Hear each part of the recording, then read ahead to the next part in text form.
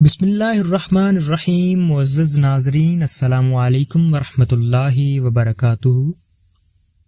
ایک دن حضرت علی کرم اللہ وجہ کہیں جا رہے تھے۔ راستے میں آپ کے نیچے ایک چیونٹی آ گئی جس سے اس کا ہاتھ مجروح ہو گیا۔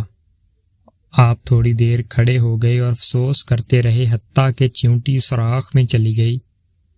رات کو خواب میں دیکھا کہ حضور اکرم صلی اللہ علیہ وآلہ وسلم فرما رہے تھے کہ اے علی، تم نے کل کیا کام کیا جس کی وجہ سے خدا تعالیٰ اور اس کے تمام فرشتے تجھ پر غضب آلودہ ہیں؟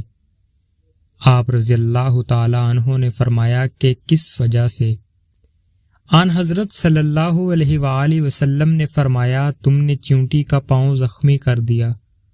وہ حق تعالیٰ کی یاد میں سے ہے اور جب سے پیدا ہوئی ہے ذکر الہی سے غافل نہیں ہوئی، سوائے اس وقت کہ جب اس کا پاؤں مجروح ہوا۔ حضرت علی نے عرض کیا، یا رسول اللہ صلی اللہ علیہ وآلہ وسلم، اب میرا حال کیا ہوگا؟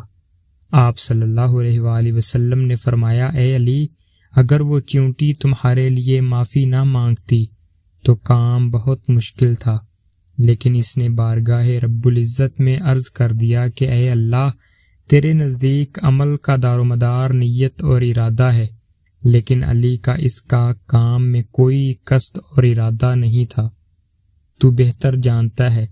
چنانچہ حق تعالیٰ نے اس کی معافی قبول فرمائی۔